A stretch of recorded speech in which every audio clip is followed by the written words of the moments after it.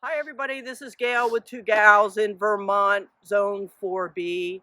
Today, we've decided to check out our compost and see what we're doing. We've been lazy composters, which means we just throw things in the bin and whatever. But we've been taking a course with the University of Vermont to become master composters. So we thought today, the weather's pretty good, it's nice and cool, so we'll come out and check out where we are and flip the compost, stir it up, and make sure we have greens and browns appropriately. So let's take a quicker look and we'll show you where we are. We've been building these compost bins for about a year now, and being lazy composters, what we've done is just thrown stuff in there. You can see grass clippings and some paper, and we have garden waste in there, and also our food scraps from the house. We put that in. So we constructed a 3-bin system, and now we're only learning how to use it. So we're starting to flip the first bin into the second bin and make sure our greens and browns are totally mixed. So in this video, what we're going to do is just show you the progress. The first bin, we have a thermometer, and it's about 100 degrees in the first bin. So that's a good sign that it's working. So we come out and stick our compost thermometer in there. Don't stick it too deep. And check the progress, and it's bumping up now. But what we wanted to do is clean this first bin out, move it to the second bin so it can continue to finish and get it hot compost, as hot as we can get it before the winter sets in, because it'll just go cold. And then we can start filling up the first bin again. So that's what we're doing today. We'd love to have you come along and follow our progress here. Composting is really important, and we'll have all of this good, yummy stuff for the garden come fall and spring. Okay, Lee, so what are you doing? Well, I'm digging in the compost, kind of two things. One is to see what we've been doing, and two, get it a better layer system so it works more effectively. So we have some hot spots that you can see. So it's just kind of interesting. That's all. This where it's steamy and hot. So we know that what we've been doing is working, but how do we make it work more efficiently? What? Oh. That's looking pretty good. You want me to get the rest off that pitchfork for you? Okay.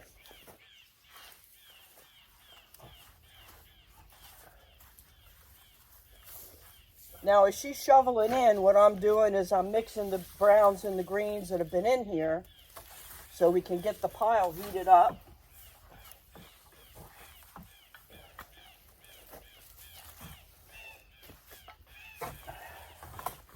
And this could take a while. You can speed it up. I can speed it up. No, I can speed up. Oh, yeah.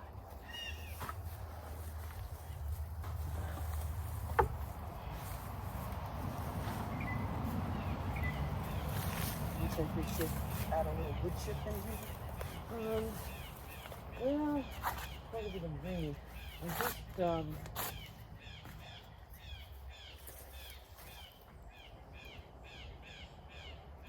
We're wondering if we should add a little bit more wood chip in here, because we have piles of wood chip. it's kind of what I'm thinking about right now is moisture content. And it's pretty, the next stuff that's coming up is pretty wet. Okay. So, do we put some wood chips in? Our hay is, our straw is really wet. kind of a little.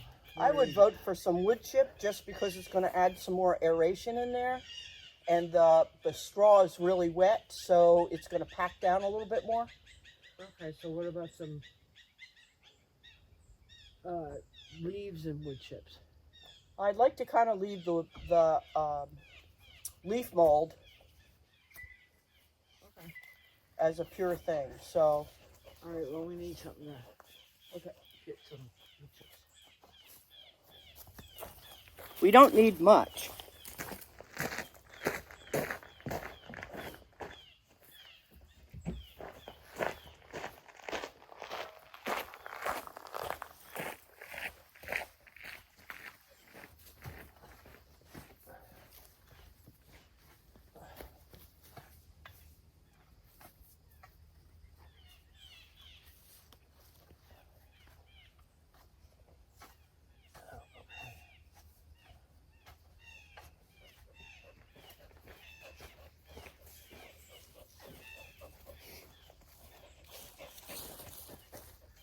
Okay, so I'm going to add, oh, look at the worms in there.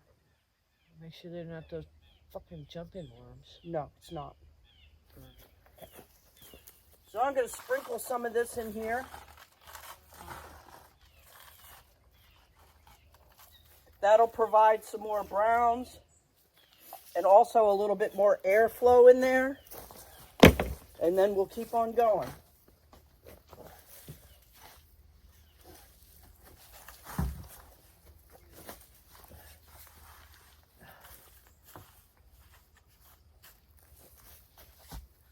As you can see, we just made these bins out of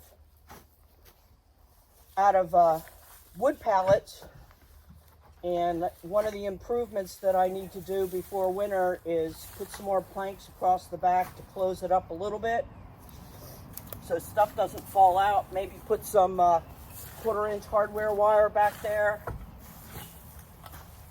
We're not too concerned with critters getting into the compost. They haven't bothered it too much. Just some raccoons here and there. They need to eat too, so that doesn't bother us too much. But we'll close it up as much as we can over the winter. Hot pickle. So, all right.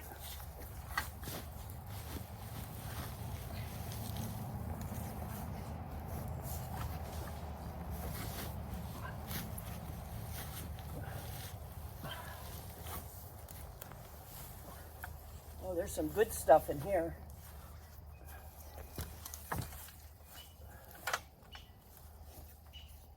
Okay.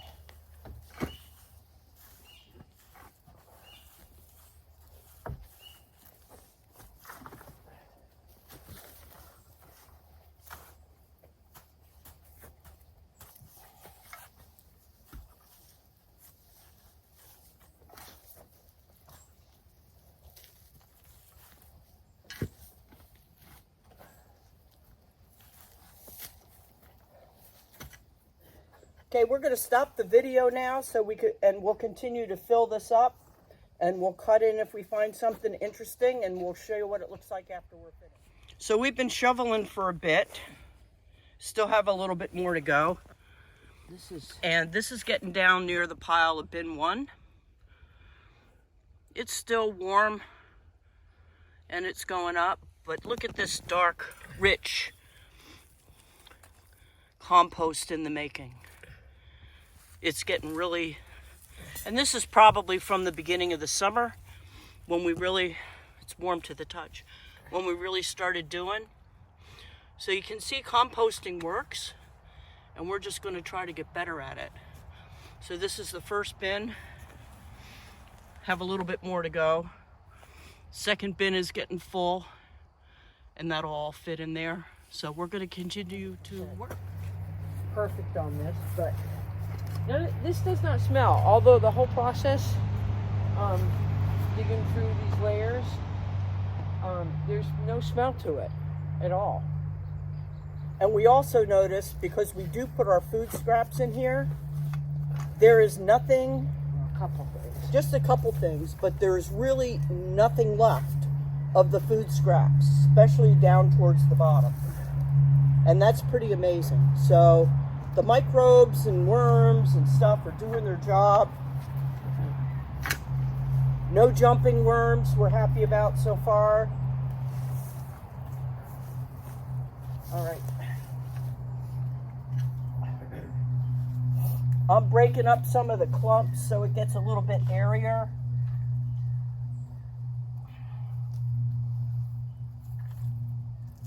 We almost need some more green now. Well, we have all of those things. We have a lot more green we can put in Yeah, there. but we want to start chopping. We want to start chopping stuff. That's kind of big.